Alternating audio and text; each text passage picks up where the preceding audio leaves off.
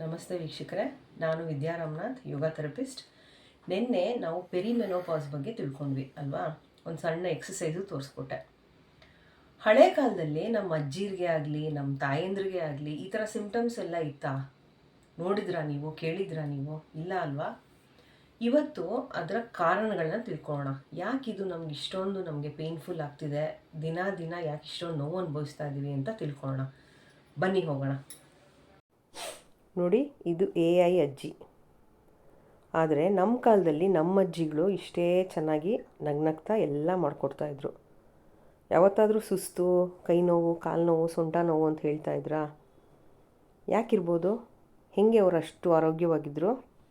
ಇದನ್ನೆಲ್ಲ ಬಳಸ್ತಾಯಿದ್ರು. ಮತ್ತು ಅವ್ರ ಅಡುಗೆ ಮನೇಲಿ ಈ ಥರದ ವಸ್ತುಗಳು ಇರ್ತಾಯಿದ್ವು. ಪ್ಲ್ಯಾಸ್ಟಿಕ್ ಎಲ್ಲನ ಕಾಣಿಸ್ತಿದೆಯಾ? ಇಲ್ಲ. ಮತ್ತು ಅವ್ರ ಊಟ ಬಂದ್ಬಿಟ್ಟು ಬ್ಯಾಲೆನ್ಸ್ಡ್ ಡಯಟ್, ಬಾಳೆ ಎಲೆ ಊಟ. ಸ್ವಲ್ಪ ಸಾವುಕಾರರಾದರೆ ಕಂಚು, ಬೆಳ್ಳಿ ಎಲ್ಲ ಯೂಸ್ ಮಾಡ್ತಾಯಿದ್ರು. ಇದು ಚಿತ್ರಾನೇ, ಆದರೆ ಹಳೆ ಕಾಲದ ಅಡುಗೆ ಮನೆಗಳು ಹೀಗೆ ಇರ್ತಾಯಿದ್ವು. ನೋಡಿ, ಸ್ಕ್ವಾಟ್ ಪೊಸಿಷನಲ್ಲಿ ಕೂತ್ಕೊಂಡು ಅಡುಗೆ ಮಾಡೋದು ಮತ್ತು ಊಟ ಮಾಡೋದು. ಗ್ರೈಂಡರು, ಮಿಕ್ಸಿ ಅದೆಲ್ಲ ಯಾವುದೂ ಇರ್ತಾ ಇರಲಿಲ್ಲ. ಎಲ್ಲ ಮ್ಯಾನ್ಯುಯಲ್ ವರ್ಕ್ ಮಾಡ್ತಾಯಿದ್ರು. ಕೈಯಲ್ಲೇ ಅವರೆಲ್ಲ ಮಾಡ್ತಾಯಿದ್ರು. ಯಾವತ್ತಾದರೂ ಒಂದು ದಿವಸ ಸುಸ್ತು ಅದು ಇದು ಅಂತ ಹೇಳ್ತಾ ಇರಲಿಲ್ಲ. ಏನಾದರೂ ಒಂದು ಹಾಡು ಗುನುಕ್ಕೊಂಡು ಖುಷಿಯಿಂದ ಅಡುಗೆ ಮಾಡ್ತಾಯಿದ್ರು. ಇದು ಬಂದು ನಾವು ಇವಾಗ ತಿಂತಾ ಇರೋದು. ಗಿಜಿ ಗಿಜಿ ಅಂತಿದೆ ಅಲ್ವಾ ಪಿಕ್ಚರು. ನಮ್ಮ ಹೊಟ್ಟೆ ಮತ್ತು ಮನಸ್ಸು ಕೂಡ ಹಾಗೇ ಇದೆ. ಇದು ಅಡುಗೆ ಮನೆ, ಬರೀ ನಿಂತ್ಕೊಂಡು ಮಾಡೋ ಕೆಲಸ.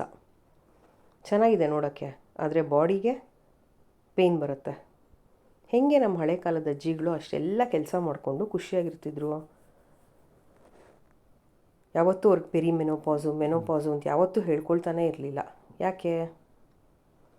ಈಗಿನ ಕಾಲದ ನಮಗೆ ಎಕ್ವಿಪ್ಮೆಂಟ್ಸು ಇದೆ, ಆದರೂ ಸುಸ್ತು. ಒಂದು 10 ನಿಮಿಷ ಕೆಲಸ ಮಾಡ್ಕೊಂಡು ಬಂದರೆ ಕಾಲು ನೋವು, ಆ ನೋವು, ಈ ನೋವು ಎಲ್ಲ ಇರುತ್ತೆ. ಯಾಕೆ? ಜೊತೆಗೆ ಇದು ಬೇರೆ ಬಂದಿದೆ, ಸೀರೀಸು ಅದು ಇದು ಅಂದ್ಕೊಂಡು. ಪೆರಿಮೆನೋಪಾಸ್ಗೆ ನನಗೇನು ಬೇಡ, ಈ ಸೀರೀಸ್ ನೋಡ್ತಿರಲ್ಲ ಅಷ್ಟು ಟೈಮ್ ಒಂದು 3 ದಿವಸ ನನಗೆ